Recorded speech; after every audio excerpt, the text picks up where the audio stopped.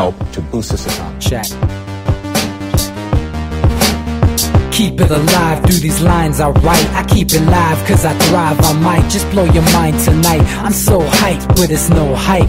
From this height, it's direct hits on sight.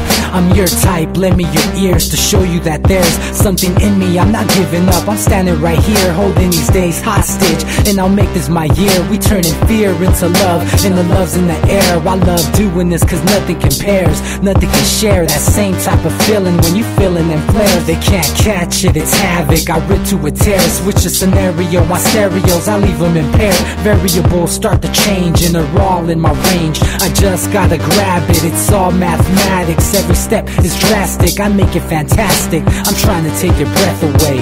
Asthmatic. This is live through the stereo. Go and let it blow, blow through the stereo. I'ma let them know through the stereo. Yo, here we go through the stereo, stereo.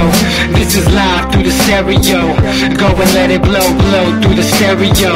I'ma let them know through the stereo. Yo, here we go through the stereo, stereo.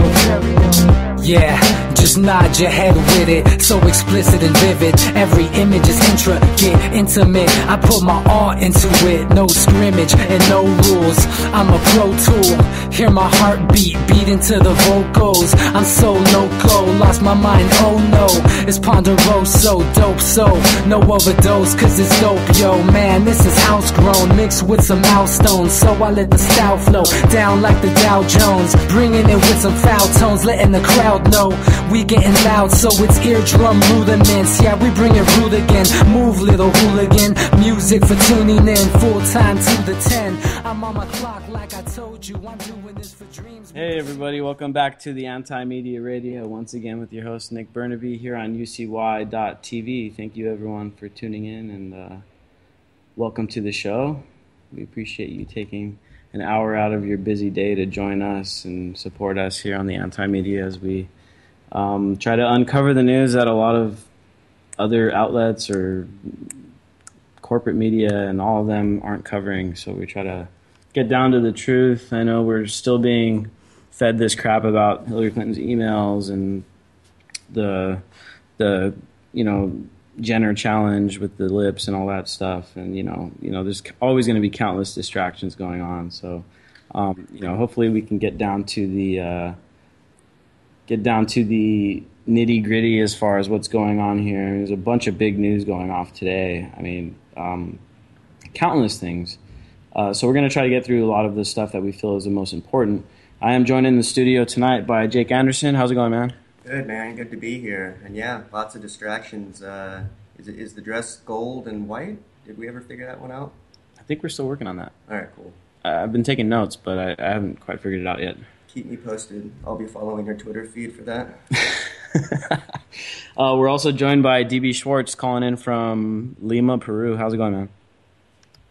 Doing good, Nick. Doing good. Just can we say Bernie Sanders maybe should run? I don't know. Say that. I mean, he did a good job today trying to slow down this TPP fast track, and I guess we can go into that first because that's a pretty big topic, and we know we've been talking about this TPP thing for a long time. Anybody want to give a quick summary about what the TPP is, or should I fill everybody in for the people that don't know?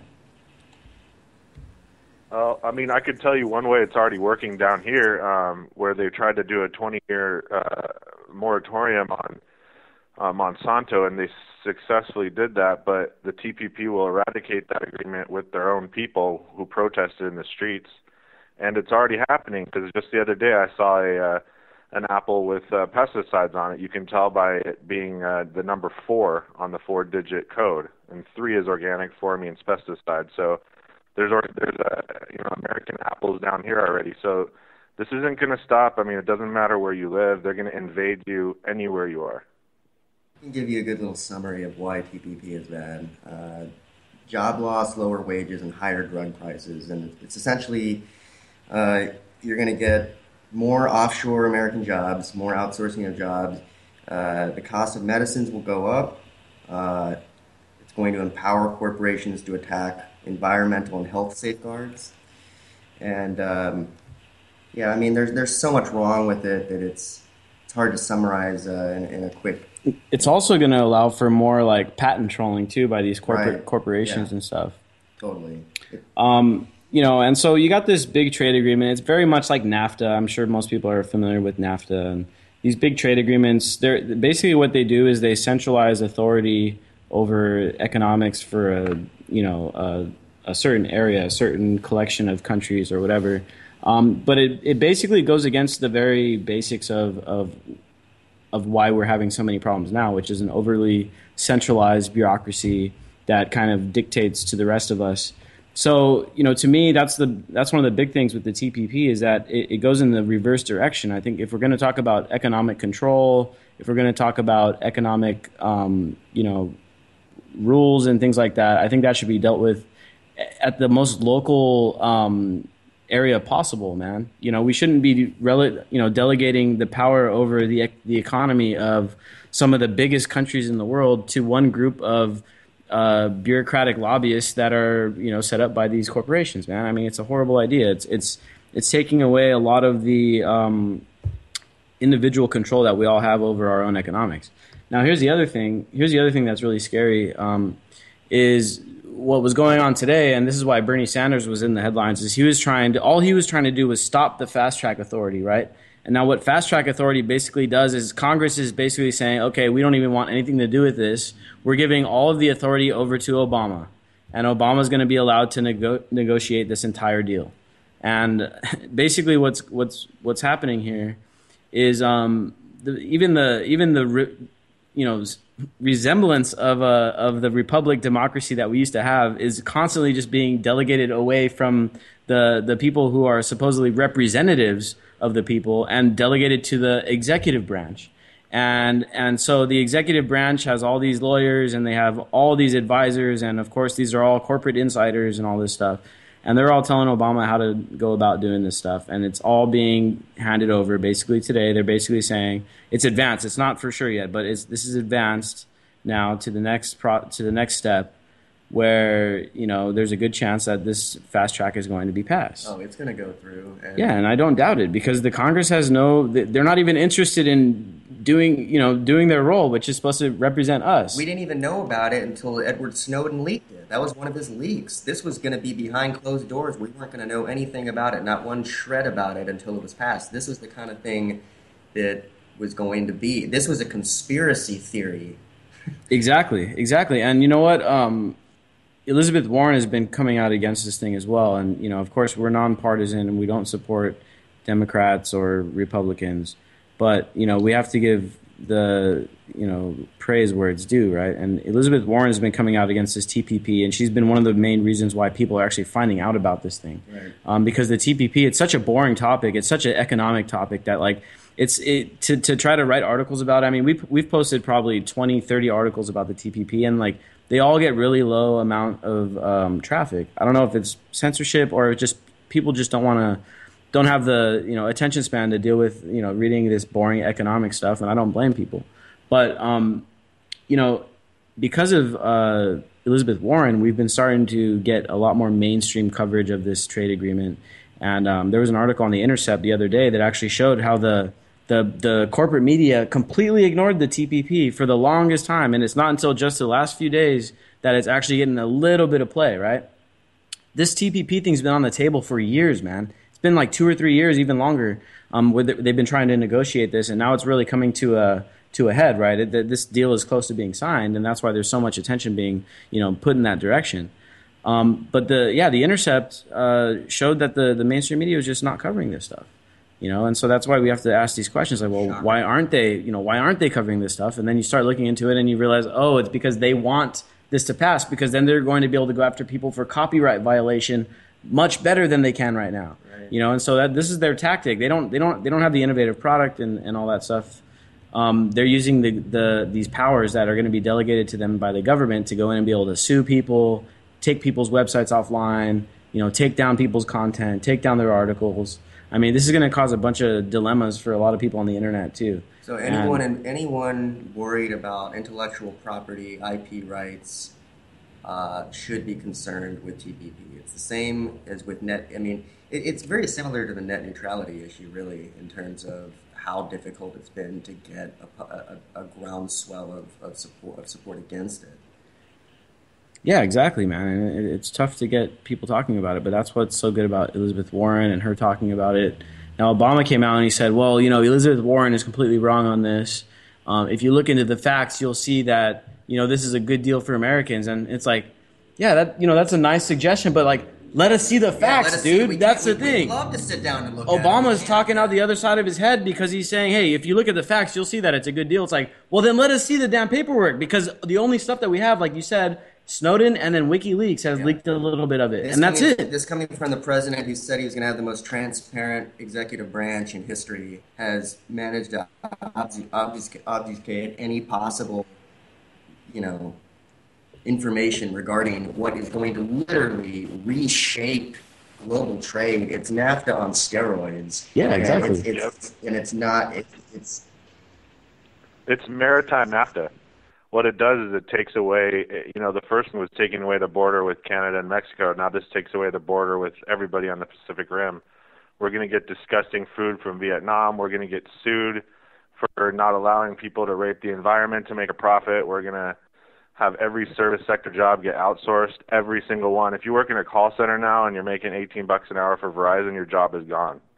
I mean, everything like that's going to be affected. Anything they can do cheaper, more dangerous, anything like that, they'll do it.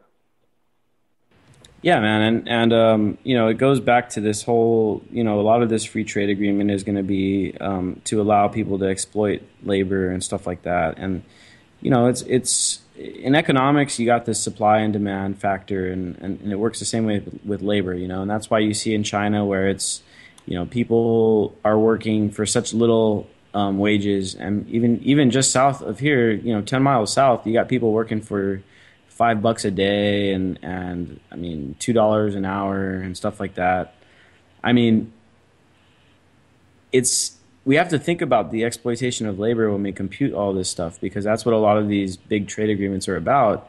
And now, from a purely economical perspective, it's like, you exploit the low price of labor in China to get cheaper products here in the U.S. And that's one way of looking at it. But the other way of looking at it is like, dude, like we're basically supporting slave labor in a way, and like conscription labor and, debt bondage and stuff like that. I mean, this is stuff that it goes on all over the world in many third world countries, even here just in our backyard in Mexico. It's going on. And dude, every time we go and buy these crap goods that the TPP is going to start bringing in at even lower prices and even more abundance, we're in a way supporting all of that system, man. And that's what's so messed up, is that now they're trying to take away our say in this whole process. And they want to make it so that if a community says, hey, we don't want this company in our community because they're destructive, well, guess what? That corporation will be able to sue that community. Yeah, you know what I mean? And so, like, that's what the TPP does. And it's just really scary legislation. It's really scary delegation of sovereignty, basically, over into this. It's basically a corporate tribunal that'll overlook trade for, like, a huge portion. I think I saw a post yesterday that it was like 60% of the world's trade will be affected by this trade agreement. And we're basically getting ready to delegate it over. Now, the Congress just today take the first step to delegate it over to the executive branch. And then the executive branch is going to delegate it over to a corporate bureaucracy. I mean, this is horrible news for everybody, man. So right at a time when we need as much oversight over corporate carbon emissions as possible, we're going to get the exact opposite of it, and they're going to be able to go in and basically set the ground rules on whether something is environmentally, right? I mean, basically what it's going to do is it takes multinational economics out of the hands of indigenous populations. Whether we're talking about indigenous here in California, meaning just us that live here, I mean, the natives, whatever you want to call us, it takes away the control from you, and it takes away from any ability to, stem the flow of certain goods or whatever. And in ways, like, in theory, it sounds good, man, but in practice, it's going to be just like all these other trade agreements where it ends up in pretty horrible things happening and exploitations and destruction of local economics and things like that. It's going to be great for the myth and the ethos, or the mythology of free trade. Of course, it's going to be great for that narrative, but we all know that narrative was written as a fiction, and Right. you know, It's a race to the bottom. That's really all this is. It's gonna gut the middle class out completely. I mean, if you're not wealthy before this passes, you're not going to become wealthy. I mean, because the wages are going to just plummet. It doesn't matter what your job is because it's all cyclical. It's all connected. And so, I mean, this is pretty much the end of our way of life. Essentially, if it passes, it'll take years to affect us, but it's going to end our way of life. dude. So I guess it's important to oppose this thing, and Yeah. we can't really count on these politicians to do it. So No, they're No, they're already rich. They don't care. well, they're If you're rich, you want this to happen. They're I mean, gonna- prices are going to go down on everything, but then your job's going to pay you nothing. yeah, I mean, and then we're already dealing with this automation factor and computerization. Walmart just did that, right?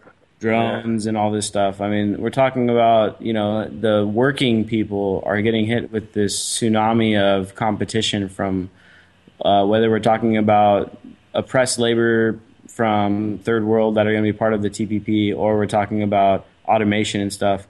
And I mean, in theory, I think automation and robotics, drones taking the place of all of our like manual labors, that's a good idea in theory, but like we have to definitely have a plan of action moving forward to make sure that the people that are the massive amounts of working class people that are going to be out of work, need to have some kind of plan moving forward that can make sure that they're not, falling into hard times, And the last thing, the last thing that we need is some kind of welfare state that's like even worse than the one we have now. Where, like there's so many people dependent on the government that the reason why that's such a huge problem is because then it's almost impossible to keep the government in check if you have too many people dependent on the government. You know what I'm saying? And so the welfare state is always the welfare state is always something that is very dangerous to like a free way of living. But at the same time, we also have to understand that there are a lot of people that need the assistance. So we have to have a solution for that predicament. The welfare state shouldn't be a state. It shouldn't be part of the state function. It should be outside of that. It should be handled separately so that we don't have to have that conflict of interest. But in the way that things are shaping up right now, we're not exactly heading in that direction, man. And that's why it's so important for people that are outside of the system, that aren't in politics, that aren't, we're not, let's not talk about voting right now. Let's talk about people just picking up the torch and starting where they're at with what they have and start building up ways of helping people. And I think that's really the only way that we can combat the system, because trying to take it head on in a conventional style, like vote against vote, or like these people that want to talk about armed revolution, like gun against gun. I mean, dude, it's just not going to happen nowadays. The technology is just too great. Yeah, I mean, that's bread and butter for these guys. We don't want to give them that. We got to beat them in cultural evolution, man. That's how we beat them. War, man. Marshall McLuhan said World War III will be fought with civilian and military population, and will be fought inside of our heads. Information war. I don't doubt it, man. And that's exactly what this is, and that's why we have to start building up our own ways of working without relying on the function of the state. Because if this TPP thing goes through, and then we're going to start seeing this huge standoff between labor and business, right? In the coming years, we're going to see strikes and all this stuff. And meanwhile, while all these strikes are happening, these guys are just inching towards this automation. Like, I don't want to call it singularity, but it really is like economic singularity, man, where like eventually 90% of the economics in the world are going to be taken over by machines, automation, AI, and all that kind of stuff. And then that's a huge predicament that we're in, man. And I think that maybe partially, at least, why right now, and think about it, it's been the Industrial Revolution for so long, and now we're getting into this technological revolution and all that stuff. Slowly we've kind of seen the conditions for people and going down, right? Poverty levels in the U.S. are at all-time highs. The lack of people in the workforce is at an all-time high. There's something like 90 million people in the U.S. that aren't in the workforce. that are of working age. And even more than that are underemployed. Yeah. And so, we're talking about major structural issues that are arising from this economics. And right now they're just, just as the term is called, the fast track, they're fast tracking this problem, man. And it's going to just, become bigger and bigger until we start to actually deal with it.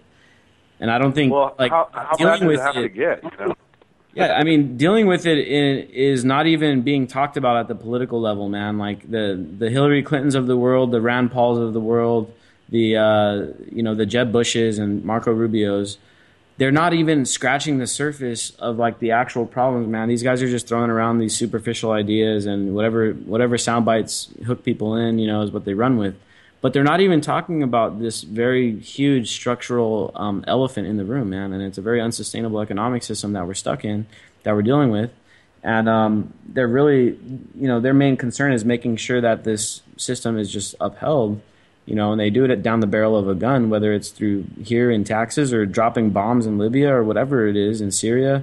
I mean, they do it down the barrel of a gun. They're pretty serious about it, and so I don't know, man. I mean, we got to come up with ways to subvert it without trying to take these guys on like head on, because that is just a way to get, obliterated. But we need fresh ideas. If you're out there listening, you got an idea. The technology's out there. Ways of connecting people are out there. The next great revolutionary is just sitting in his home right now with technology that 50 years ago would have looked like science fiction 200 years from now. We can mobilize in ways now that we've never been able to mobilize. Antimedia.org is doing it. So if you're out there listening, you got an idea, call in and talk to us about it. We got to get everyone involved. If anyone wants to join the discussion here, feel free to call in. We're about to jump into what this meme message was, because we're getting a lot of heat on this meme that was going around today. Quite incendiary. Dude. Yeah. Hey, we're not known for being... I mean, leave subtly to the moon, dude. Exactly. Anybody that wants to call in and join us here on the Anti-Media, 718-717-8296. Once again, it's 718-717-8296. I'm kind of missing Manny. I don't know where Manny's at. He hasn't called in yet, so hopefully he's all right, man. He hardly ever misses shows. So we got this meme that went up for the radio show promo today. And it basically is comparing Stalin to the Democrats, Hitler to the Republicans. And it's basically saying, like, if these two characters were here right now and they just happen to be named Jeb Bush and Hillary Clinton, and they'd run against each other, and one of them would actually become president. You know what I mean? And, we're getting a lot of backlash in the comments and stuff. But, the one thing to keep in mind is that Bush... I'm sure DB can elaborate on this as well, man. Bush comes from a family that, directly helped the Nazis, man. I mean, this guy is a descendant of a guy that helped the Nazis launder money. You know what I mean? So, yeah, exactly. Prescott Bush took over about $2.5 million in gold and put it into the Carnegie Bank of New York, and that was how he turned that into the fortune, which today is unofficially estimated over $100 trillion, because this is an old family. They just changed their name. So you can look at it which way you want, man. I mean, this thing's been in the making since Paperclip, and it's reaching ahead right now. Well, look, is Nick saying that Obama is the same as Hitler? I don't think so. I think he's being a little hyperbolic. But the idea behind it is, at the time in which Hitler was doing what he was doing, the people supported him and didn't see an alternative and didn't see what was wrong with it. Now, that's a model of group consciousness that can be repeated. Yeah, and keep in mind that what Hitler did in Germany, man, they picked up the they had picked up the torch from people in the U.S. The research was being done in the U.S. The eugenics, man, the psychology of propaganda and all that stuff, man. Those were pioneered by American scientists in the 20s, the 30s. The American eugenics movement was the largest in the world, and Hitler and the Nazis picked up on that stuff, and then they applied it there. And then all the stuff that those scientists and stuff learned. How many scientists did you see hung up at The Hague? How many scientists got executed at The Hague? That's right. None of them did. Where'd they go? They came here. So I mean, or to Russia. Harboring a lot. People get really angry about comparing U.S. politicians to Hitler, man, but it's not so far off. It's not unrealistic. Well, I mean, our ideas, Yeah. exactly. The ideas were merged. They were improved on by the Nazis. They were brought back here. The eugenics never went away. Yeah, it got unpopular, but it just went underground, man. And this stuff is still going on, and they're still experimenting, and they're still doing horrible things with people's minds and you know, MK Ultra and mind control shit. I mean, this is stuff that these guys were doing back in the 60s, the 50s. Yep. You think that they didn't continue it on and like improve Hitler. on it? Hitler was the only evil person who's ever existed. That Hitler and Stalin, that's it. Those are the evil people. Everyone else has good intentions, you know? You know, and this is the thing, man. I mean, I almost called Hillary Hitler, man. Hillary, dude, she is responsible. Her most recent escapade was in Libya. She's responsible for 50,000 dead Libyans. Okay? She's not that bad. She's not that far off from Hitler, dude. Jeb Bush, I mean, maybe him as an individual hasn't done horrible things, but his father, his brother. How many people did we kill in Iraq Bush, and Afghanistan?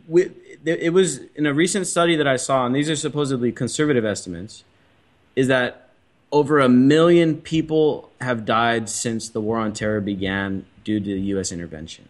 We caused it. We caused 1 million deaths for nothing. Exactly. And we talk about Hitler. Yeah, Hitler killed a shitload of people. I don't know. It was somewhere around 30 million, 20 million. I don't know what it was exactly.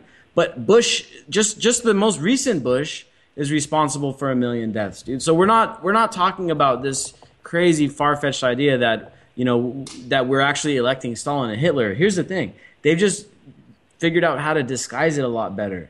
They make it seem like they're fighting for freedom when they're going and killing 1 million people in Iraq. You know, and they tell us that they're fighting for our freedom and keeping us safe and stuff. But, you know, this is probably the same kind of rhetoric that the Nazis used for the people in Germany. I know a lot of people that are German. I know a lot of people from Germany. Are they bad people? No, they're all pretty good people. But their parents and their grandparents got brainwashed like no other by the Nazi propagandists, man. And the propagandists here are no different, dude. They're just better. Yeah. More skilled. In the U.S., it's reached a point where it's a perfect science now. I mean, if you're looking at the apathy of the world falling down around you, look no further than America. I mean, you have people completely sucking the Kool-Aid up, and they don't even know what the TPP is. I don't know anybody probably that knows what the TPP is, yet it's going to destroy their job, and they're going to wonder why in a few years. Yeah, man, and that's why the anti-media exists, is because the corporate media isn't doing its job. So we're here to try to crack this paradigm open, and like crack the information, break it loose, free, you know, information liberation, dude. That's the name of the game for us. I'm Jewish, and the Hitler comparisons, it's hyperbolic, and you gotta start thinking outside of just getting offended because the word Hitler was used and because someone was comparing someone to Hitler. We're talking about systems of oppression here, and how they evolve and how they're reappropriated by different regimes of power. And you know, Che Guevara said he's jealous of North Americans. He says he's jealous of us because we're right in the heart of the beast. And it's true. We're right here in the heart of the beast. We're the new bad guys. We're the bad guys. Deal with it. Yeah, man, and you know, we can try to put a stop to it now before it gets any worse. Because, you know, I can't even count the amount of times when we've overthrown governments. It's probably over 100 different countries, or 100 different times, because there's been countries where we've done it multiple times. You know, and Iran is one that's, you know, very blatant. We overthrew their government, placed a puppet in, you know, put a puppet in because of oil. And you know, this is fact that's just on the books. I mean, this is what we did, and nobody ever wants to talk about that stuff, though. You know, and this is the stuff that nobody ever wants to mention. And you start wondering, well, why is Iran, like, why is their government so radical, and how are they able to get away with saying, you know, the things they say? Well, guess what, dude? When you overthrow somebody's country and place a puppet government in there, then they're probably not going to like you very much, you know? And just think about if it happened here, man. If, let's just say that, you know, China overthrew our government, put a Chinese puppet into power. You think we'd enjoy them once we finally overthrew them? No, we'd be pretty distrustful of them. So you can't blame the fact that there's a radical government in Iran on them just being radical, man. You got to look at the history and the stuff that we've done, and in the long run, compared, the Nazis did a lot of destruction in a short amount of time, right?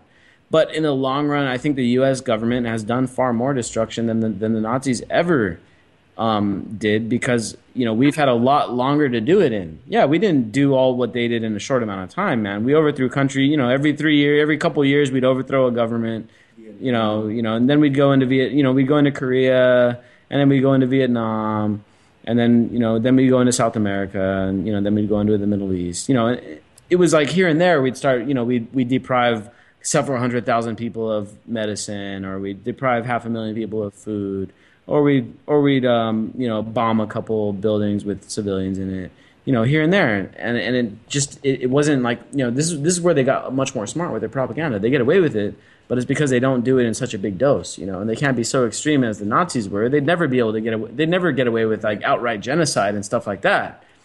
But they would never even try that because they're much smarter than that now. Yeah, and they never would have tried Iraq without 9/11. Exactly. Yeah, man. And so you got all these things that trigger all these processes, and it's hard to say what's coming next, where we're going. I think the fact of the matter is we have to be completely the opposite of what this whole TPP stands for, which is this aggregation of control over economics. We have to decentralize our economics, take it back into our own hands. I mean, I've been bartering stuff here and there, do you think and we can stop it? That kind of thing, and yeah, I think it can definitely be stopped, but it's not. The only way it can stop is by people at the individual level doing it, man. We can't expect to march 1 million people into D.C. and not get completely decimated We got to figure out by the technology that they have, man. They'll be able to stop you because they've got the psychology, the technology, the tactics, the training. I mean, these guys, they're advanced. They've got an upper hand on many things. DB, I like the way you've been phrasing how it's going to take people's jobs, because we've got to be able to distill the TPP negatives down into a digestible platform that the masses can understand. Yeah. Well, I mean, you can look at the TAP, which is the transatlantic partnership that's being fleshed out now. Right. And I mean, it makes it look like a sweetheart deal. And I think the reason being is that they being the elites, basically have given up on us. I think basically they're moving over to Asia and pulling their sphere over there, and they're setting us up for a collapse. And the reason is simple. There's only one country in the world right now preventing a super military force of maybe us, Russia, and China from taking it all over. And we go into a global tyranny for the next 1,000 years, and that's us. And the only thing doing it is our independence and our ability to be armed. Because 300 million people with guns is a scary proposition even for an army like China. So I think that's what we're seeing. I know it's conspiracy theory reached 3-4 years ago. It's reality now. I mean, you can start to see what's happening. And I think maybe the 1,000 or 2,000 or 10,000 idiots that run this place, the world, think they're going to be able to take us down. And we're going to see that fight. I mean, you can think all you want that things are going to go along as normal, but once this passes and once people are laid off in mass and you see a homeless population over 100 million, because it could happen easily. Everybody I know is paycheck to paycheck. So what are they going to do, give you free houses, free clothes, free education? Nah, they'd rather just make you live in the street like a dog, and we're going to have to take everything back. It's not going to be, let's make a concession with these guys. No, we need to run these fools out of the country, dude. It's kind of a Orwellian prospect of like the proletariat and stuff like that, like you're talking, Yep. we'd be like the proles and stuff like that. I mean, it's not a far-fetched idea, man. If we keep going in the same direction where there's the inequality is exploding, the quote-unquote 1% is getting all the resources and economic value, and everybody else is basically paycheck to paycheck. I mean, what was the stat? I think it's like 70 or more % of people are paycheck to paycheck, man. I mean, the system is fragile. With less than 500 in the bank.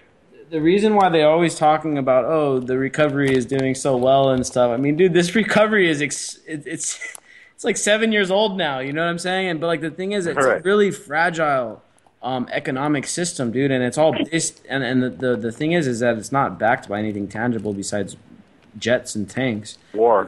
It's only backed by war. It's not backed by any kind of real thing. So it's all based on confidence, and that's why it's such a fragile thing, because if people were to all of a sudden lose confidence in the system, well, then overnight you'd see what is known as a bank run, and the kind of things that we saw during the Great Depression, and that's the stuff that's happened before. And that's coming, Nick. That is coming. I know it is, because they just instituted a capital control of anything $5,001 now requires this form to be filled out, and they put it on an extra hold, and then you get contacted. I mean, these capital controls took place prior to World War II. They're gearing up, man. I mean, you got to be blind not to see that right now. When I was coming back from Philly, I got to be a little bit generic here, but there was let's just say there was two guys on my plane that had money confiscated from them by the DEA at the airport. Yeah, over $10,000. But yeah, man. I mean, I don't know. It's. I saw the article. I saw the news the other day about how if anybody withdraws over $5,000 from the bank, they may or may not be suspected of some kind of activity. Good. Right. Yeah, and and then you can be contacted by the cops or whatever, and they're going to ask you, why'd you withdraw so much money and that kind of thing. They only have about 5%. They only have about 5.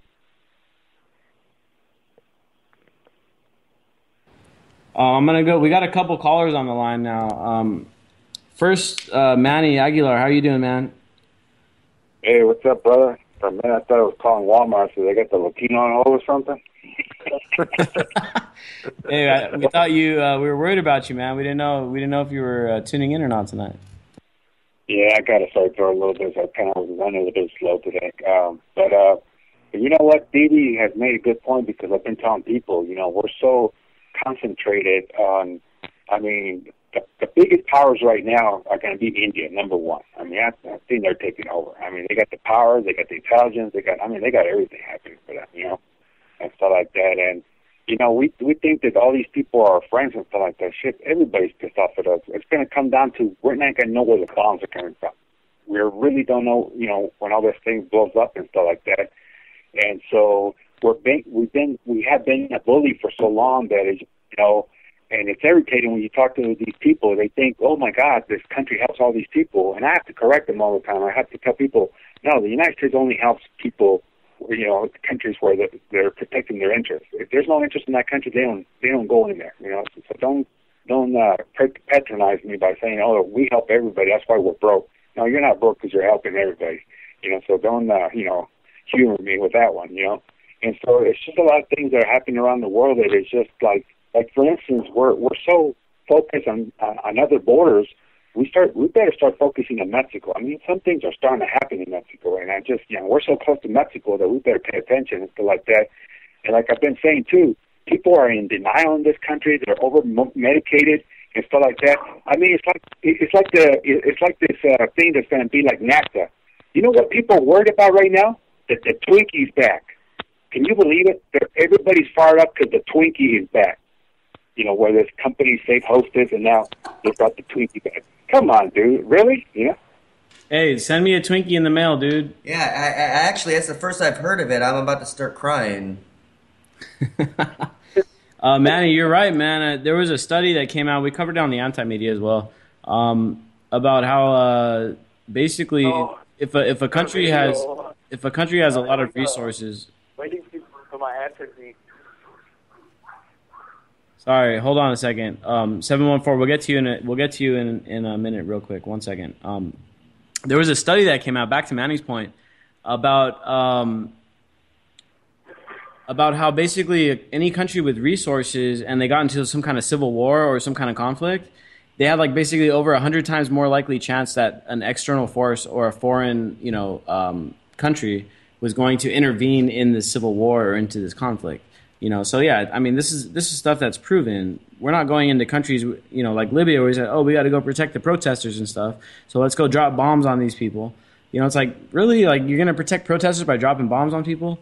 So yeah, they make up, they have this thing called, basically what I like to call it is selective human rights, right? Where it's like, sometimes we got to protect human rights when it's in our economic interest, and other times we look the other direction when it's a case like Saudi Arabia that cuts people's heads off, that doesn't even allow women to drive cars, let alone have any kind of voice in their own lives. Women can't even leave the house without a male partner, a male escort driving them around, taking them around. And we do business with places like that, like with Saudi Arabia. But at the same time, when supposedly Gaddafi is oppressing protesters, all of a sudden we got to go drop drone missiles on these guys. And so it's a total hypocritical policy that we have, and it's a very it's an empire, right? And we go in whenever we can benefit from it. The corporations suck the money out of another country. Cool. Well, at the same time, they're sucking our money out too. And these are the tail ends of any empire that you see throughout history. You start seeing at first it's like, oh, economic prosperity for the proletariat and stuff.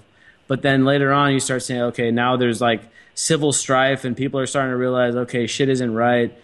People are starting to realize, oh, our presidential campaign, our two-party system is a sham. It's basically, two, evil and slightly less evil.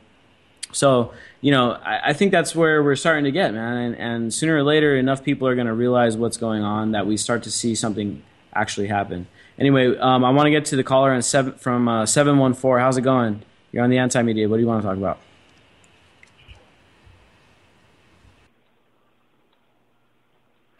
$714. Can you hear me? You were talking a little bit ago. I could hear you. I heard you before.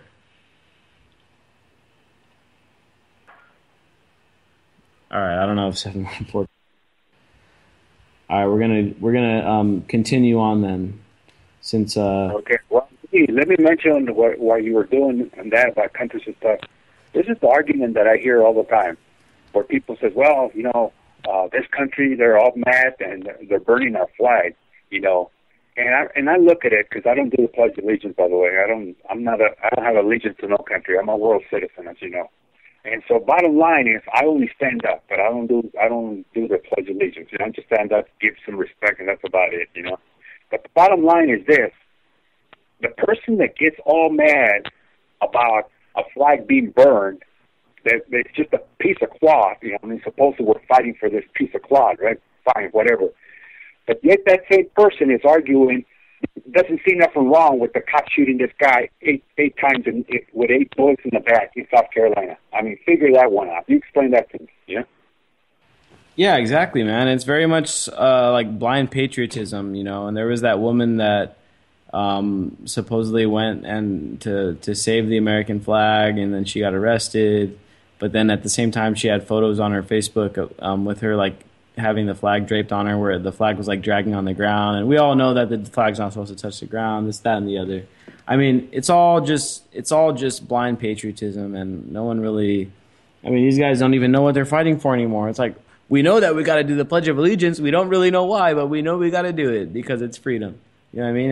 And if you don't do it, then you don't believe in freedom and you can't be here. It's like, dude, well, the whole thing that you're doing is you're pledging allegiance to a flag that's supposed to stand for freedom, while at the same time not allowing somebody to have the freedom to not pledge to that flag. It's the most hypocritical thing I've ever heard of. If you don't believe in freedom, you ain't free to talk about the fact that you believe in freedom. Exactly.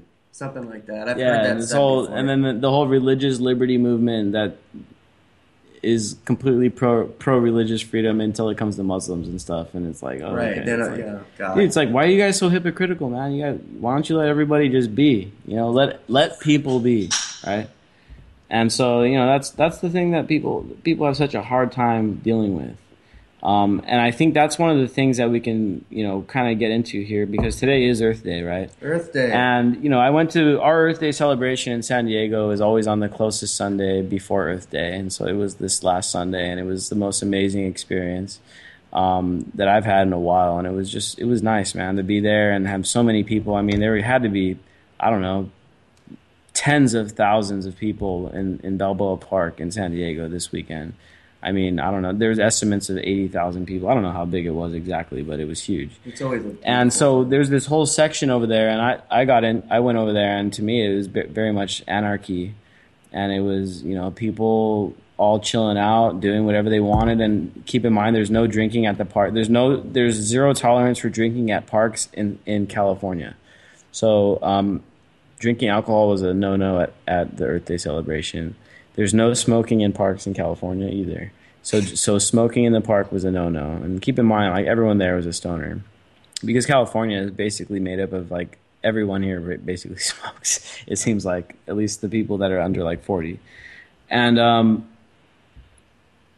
it was just a section where there was just so many people that it was just, the laws were unenforceable. So there were people walking around drinking 40s. There were people walking around smoking weed. You hit a pocket of anarchy. Yeah, man, and it was cool, and it was a really mind-changing experience. But then I was sitting around, I'm seeing like trash being thrown everywhere and stuff, and this is our Earth Day celebration, on Sunday, and I'm seeing trash and stuff, and I'm like, oh, this is one of the things. Is like, it's nice to be able to do whatever the hell you want, but at the same time, people have to learn how to be stewards of their environment, man. And you can't shit where you sleep, and that's the basic term that we can use to describe this, is that if people want to be free and they want to have all this liberty to do what in the hell they want, whenever they want, and all that stuff, and keep in mind, that is the most, to me, that's like the best feeling, and I experienced that on Sunday while I was in this anarchy zone. But at the same time, we have to also take responsibility for for ourselves, and clean up after ourselves and deal with whatever it is that we create and whatever, and so afterwards we went back, and, I know the lady that helps organize it, Makeda Dredd, huge shout out. She's San Diego's mother in my opinion. She helps so many activists, and she gives us access to her venue. And she holds the Bob Marley Festival, and she does the Earth Day thing. I mean, she's amazing. But afterwards, we're like picking up the trash and stuff after everybody's taken off. After Yellow Man played, huge reggae festival and stuff, and there's like trash everywhere, man. And so like we go, and I go, and like what I was noticing when I was in that section is that there was trash. So like afterwards, like when we were talking, we were like picking up the trash, and I'm like, I know I got to go down to this other section because I know there's gonna be a shitload of trash out there, right? But then I was like, you know what? Maybe I can inspire the people out there to pick this trash up themselves. You know what I'm saying? Nick Bernabe, web admin, political activist. So no, we go out there. Man. Me and a friend of mine, me and my friend Jackie go out there, and we start talking to a few of the groups that are chilling out, still out there smoking, and just hanging out in the anarchy section. And they're all like, yeah, you guys are right. It's Earth Day. We got to clean up after ourselves and shit. They grabbed all the trash bags from us, start picking up the place, man. No shit. So, I mean, it's possible, dude. And that's what I noticed. It was like, it was really nice to see people actually like take responsibility and pick up after themselves and do all that stuff, because that's all part of this. And so that gets us into what's going on here with this drought, man. Mm-hmm. And like this California drought, I know people are like, yeah, it's California. Yeah, they got a drought. It's raining here. No big deal. Here, the thing that people need to keep in mind before we get into this article is that the California drought is going to create waves all over the country and all over the world, man, because we supply the food for the whole country out of the Central Valley in California. It's got like it's basically a year-round growing area because the climate is so temperate. And they can grow crops basically all year without even worrying about a frost, except for maybe like 2 or 3 times a year they have to prevent frost from taking down the crops. That's it. Most other places in the country, they can't even grow in the winter because it's snowing and all this other shit. There's no snow in the Central Valley, you know what I mean? So that's why they grow so much of the crops there. And that's why this drought in California is such a big deal, is because if California runs out of water, then the country runs out of food, man. And that's something that's it affects everybody. And that's why it's so important that we start talking about what's going on with California's water. And it's not so much. Go ahead. I was going to say the ferocity of the drought. Seeing how 3 years ago the aquifers were at normal level and they've been drained down to nothing in 3 years, pretty much. I mean, it reeks of HAARP, and I know a lot of people may have already come to that conclusion. But if you were going to try to take us down, man, food's a really good way. And if you can prevent rain from reaching our breadbasket, there's going to be some massive, massive famine issues, dude. We have 330 million people who are used to about 3,000 calories a day, man. So if you cut out 50% of produce, you can imagine what could happen. Yeah, it's a pretty dire situation too, because they're already doing these cloud seeding efforts and all this stuff that they're experimenting with, and it's obviously not working. But the thing about the drought here in California too is that we got to keep in mind, the fact is that we do supply all that food. So those are the industries that use all the water. And unfortunately, we are the most populous state, so the people in the state are going to have to pay for what's being done with all the water. And 80% or so of it is used by these corporate interests, right? Yeah. The corporations, industry and agriculture. And look, people talk about 1984 and Brave New World as these kind of dystopic representations that we're becoming them. Well, there's actually a third one called Dune by Frank Herbert. It's a science fiction novel, and it's predicated on a world in which water is so scarce that it's the most precious of substances. And we knew for decades it was possible we could get to this point. Well, now we're here. We're in Dune, and we're experiencing the worst drought in 1,200 years. Think about that, 1,200 years. And we've got a population that's never been higher, right? And the governor, once issued this mandate for individuals to start conserving water, and of course the emperor wears no clothes on that. It's very, very obvious that this is a chance to just ignore the issue, which is that large corporations use up vastly more water. And I wrote this article about the five corporations that are just sucking California dry during the drought. I'm going to go through them real quick. Nestle, I think everyone should know about that. They make delicious chocolate bars. They are also literally just not only draining water in third world countries, but they're draining water right out of the Morongo Reservation. Harris Ranch, don't buy your beef from them, for God's sakes. The fact is that more than 90% of the water used in California is used by agriculture. Do we need food? Yes. Do you need meat? No, you don't. You don't need it 3 times a day.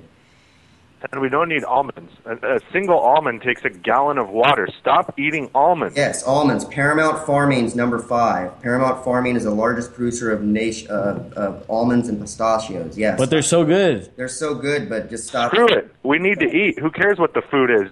When people start going hungry, you really think people are going to be like, damn, I need almonds. Exactly, man. Like, forget it. And this goes back to this Earth Day kind of theme here with our stewardship, man. I'm a vegetarian. Yeah, I mean, that's one way of doing it. Dairy's of course, number 4. California Dairies, Inc. Don't buy California Dairies. That's number 4. 3 is Occidental Petroleum. There you go. There's the list. I mean, we can't Well, expect... how you, Nick brought the Earth Day thing, and I'm glad you did, because the bottom line is this. A pound of meat is a lot of water wasted. I mean, there's a lot of water used for 1 pound of beef and stuff like that, But I'm glad you're starting to talk about the water, because I like to put things in perspective. I was really emotional, very emotional about it. Not just me. To watch a young lady at the marathon in Paris, France, carrying a bucket of 4.5 pounds to bring attention to Gambia, how people have to travel to get water every day. I loved it, and I sent it to you right away. Dude, okay. Milk. It takes 30 gallons of water to produce 1 gallon of milk. Wow, dude. 30 gallons of water for 1 gallon of milk. Yeah, man. Yep. So, I mean, it's unrealistic to ask everybody to become vegetarian or anything like that, right? But, I mean, to eat less meat is a good way in California to reduce your water, intake. 1 meal a day. 1 meal a day, don't eat meat. 1 meal a day, don't have dairy. If everyone in California did that, there would be unbelievably positive results from it. One meal. And the thing is, as well, man, is that not only are these industries kind of, horrible when it comes to the consumption of water, but they're also, these products in many ways are pretty unhealthy too. The meats are pumped full of antibiotics. Right. And they probably actually have higher levels of pesticides and herbicides uptake because they're fed all this crappy produce to the cows eat the crappiest of the crappy produce and stuff, and so there's probably still pesticide residues when they eat it, and it gets into the meat, and then you're eating that along with the antibiotic and the hormones and all the other stuff they pump into these animals and stuff. Here's the thing, There's places where the cows will actually grow free range, where it gets enough rain, where the grass grows, and you don't even have to use water. You know what I mean? The cows just go around, they eat the grass, and they're good. It's still unsustainable land use. But. You know, but you know, you can get meat from places like that and not have to worry about contributing to the horrible situation going on. The other side of it, not only on the human intake, but like the factory farming issue, like the ethical issues when it comes to the treatment of animals and stuff too, man. I mean, you know, where do you draw the line, dude? You know, you got the chickens in the coops that are like 1 square foot or less, you know, and you got like tiny little enclosures for these animals and stuff. And like, I mean, I don't know, man. Anybody out there that has dogs and cats and stuff, you got to understand that there definitely is like at least something there where I don't think the animals should be treated pigs or dogs, horribly. Dude. Pigs or dogs, like they are. Okay. But yeah, you know what? They have the same intelligence. The thing that pisses off the whole world, the bottom line, I'm going to put this in perspective because, I mean, that's the bottom line. If this country wonders, wow, why does the world hate us? What's the number one reason they don't like us? Well, the number one reason they don't like you in the United States is this. And I tell people, I'm not shy about it. You're 5% of the world's population, and you use 30% of the world's resources. Shit, I'd be pissed off too. You know. DB, go ahead, man. What were you gonna say? I don't know. Manny always throws me off with his insight. How you need to, but you know what I'm saying? 30% of the world's resources, and we're 5% of the population in the world. I mean, figure that one out. You know, that kind of also matches up. It kind of matches up with our prison population too. Yeah, exactly. Yeah. We're the first in everything we don't want to be, and the last in everything we want to be. I mean, we're just being flip flopped. It's insane. But hey, we're America. Yeah, definitely. But I want to thank DB and Jay and Nick for being so knowledgeable about a lot of stuff, man. I really appreciate that. You know, so I just want you guys to know that too. Okay. Right back at you, Manny. Thanks, Manny. You too. Yeah, man. I mean, it's hypocritical, man. That like you were saying with the whole pledge thing and people, you know, fighting for that. And you know, we got this whole meme that went pretty viral that also got us a lot of backlash. Hopefully when I go back on Facebook, I'm not banned because, you know, because of that stupid Hitler meme. But anyway, it's pretty sad to think that we're so brainwashed overall to just blindly support the Democrat or Republican nominee no matter how awful this person is. I mean, we're talking about, in all likelihood, we're talking about Marco Rubio running against Hillary Clinton. We all know Hillary Clinton's a beast, and she's got all this baggage, and she's done all these horrible things. And I wrote several op-eds lately on that, and it's such an easy target. But Marco Rubio, he doesn't have much, you know, policy history. You know, we can't track him back on a bunch of votes because he's only been in the Senate for several, you know, like 5 years or less, something like that. So he doesn't have all these votes that we can go on. But the ones that he does have, I mean, look at the guy's track record. He's a damn war hawk. And there's no other way of looking at it. He is a neocon that speaks Spanish.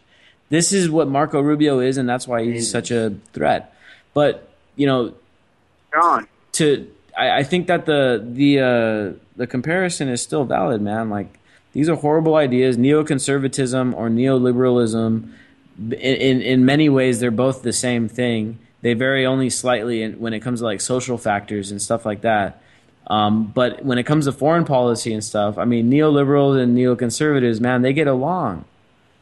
Lindsey Graham and Hillary Clinton, I mean, Lindsey Graham said that he would support Hillary Clinton. Well, you're underscoring the issue here, which is the goal of this election, if you're not, you know, if you're in our camp, the goal of this election is not to make Hillary lose or to make Rubio lose. It's we got to get a third party candidate into legitimate consideration. I don't even care if it's someone I don't support, like Rand Paul. I'd seriously rather die than Rand Paul be president.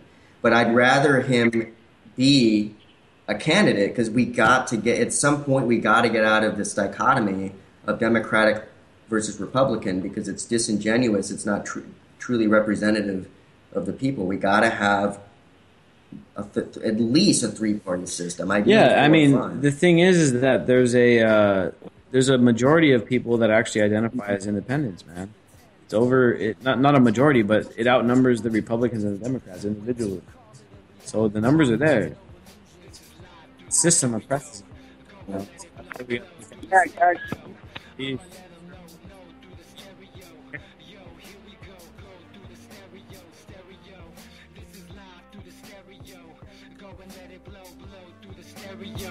I'ma let them know through the stereo. Yo, here we go through the stereo.